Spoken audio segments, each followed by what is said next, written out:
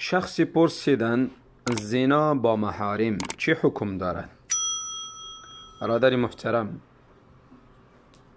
بدبخت است انسانی که با چنین عمل زشت و نهایت قبیح اقدام می کند و انسان نهایت انسانی بدبخت است. البته زنا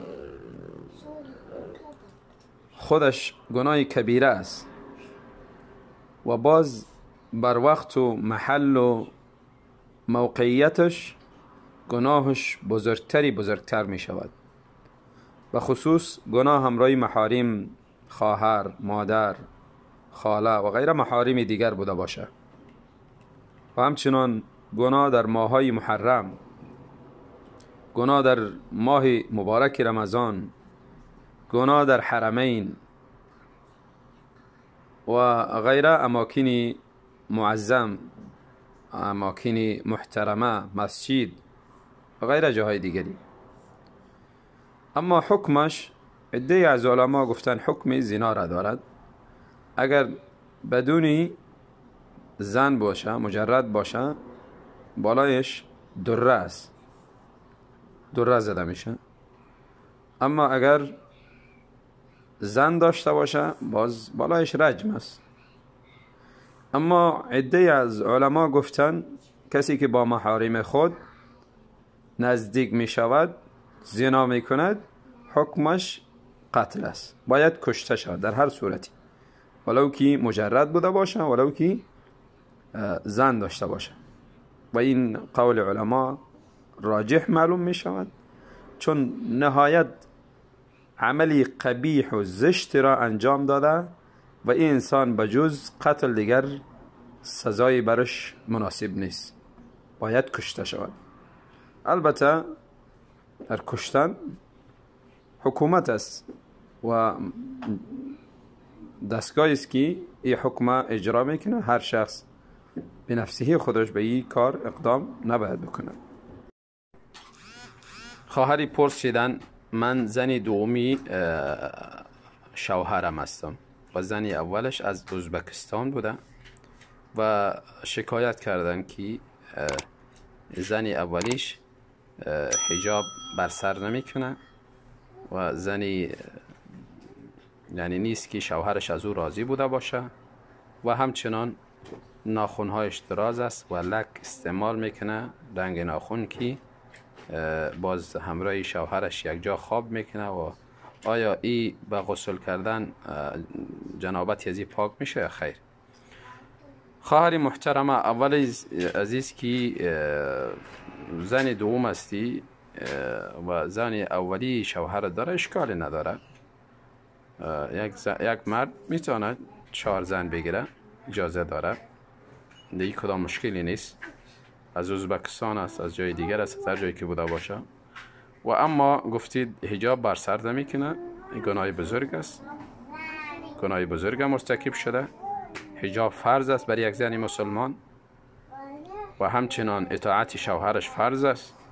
زن اگر اطاعت شوهر نداشته باشه گناهگار می شود و سبب رفتنش به دوزخ می گردد.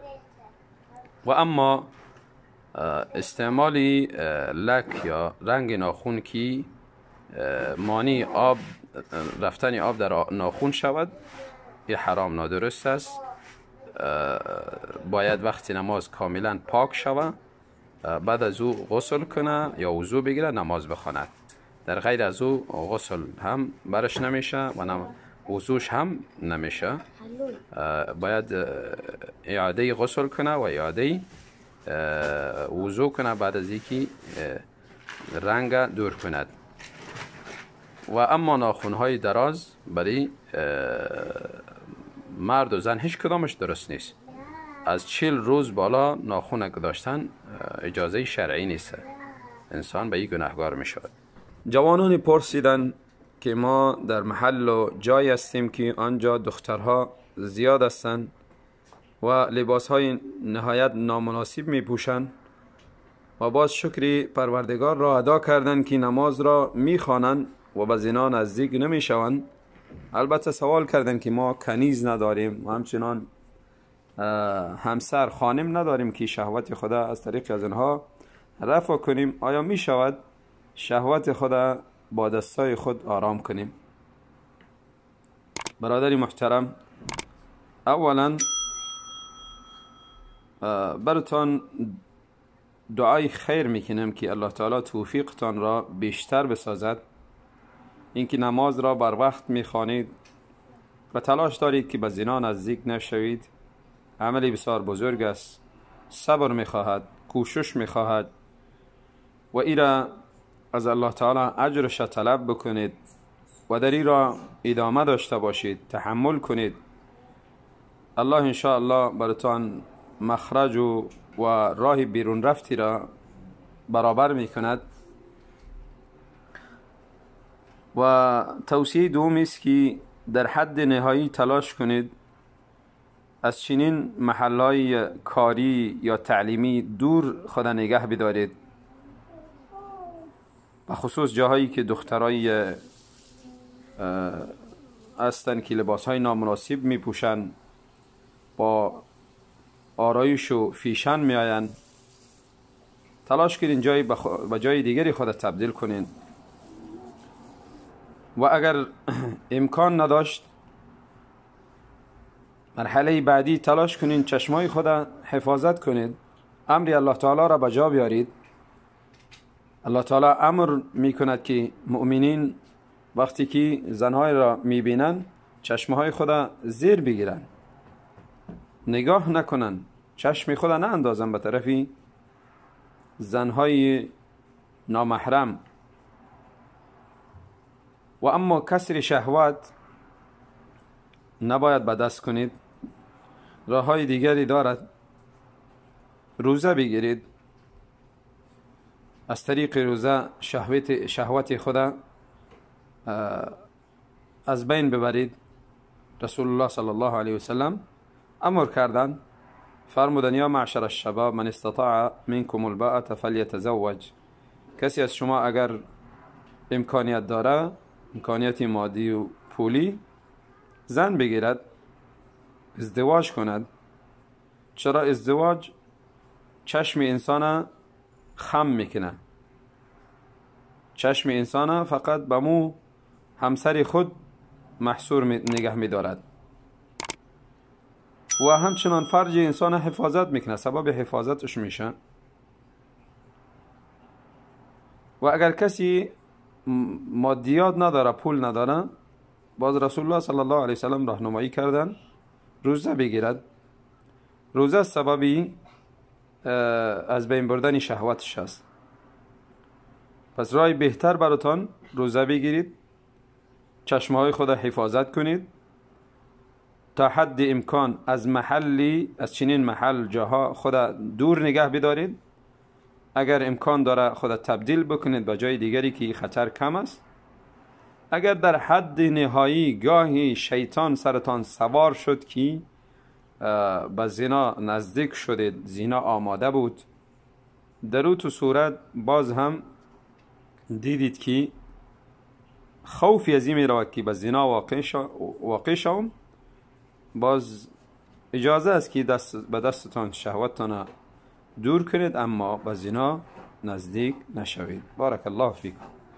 برادری پرسیدن آیا بعد از نماز خفتن نمازی به نام صلات الاوابین وجود داره؟ نماز اوابین وجود داره یا خیر؟ برادری محترم، نماز اوابین آمده، البته وقتش فرق میکنه. نماز اوابین در وقتی چاشت است، وقتی که زیاد گرم میشه، و این نماز اقلش 2 رکعت است و اکثرش حد نداره نزد اهل علم، و این وقتی نماز اوابین است. صلات ضحا هم گفته میشه نماز چاشت. و اما بعد از خفتن یا بعد از مغرب که اهل تصوف ذکر میکنن، ای کدام ثبوتی نداره.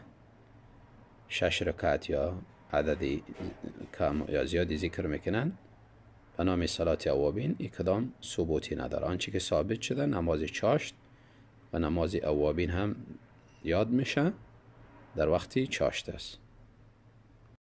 برادری سوال کردن در سفر تهجد و ویتر خوانده می شود یا خیر؟ برادری محترم، ویتر در سفر و غیر سفر باید بخوانی. رسول الله صلی الله علیه وسلم نه در سفر ترک کردن نه در غیر سفر، و همچنان سنتی فجر را. و اما تهجد اختیاری است، اگر توان داری بخوان، نداری اختیارت است، بگذار.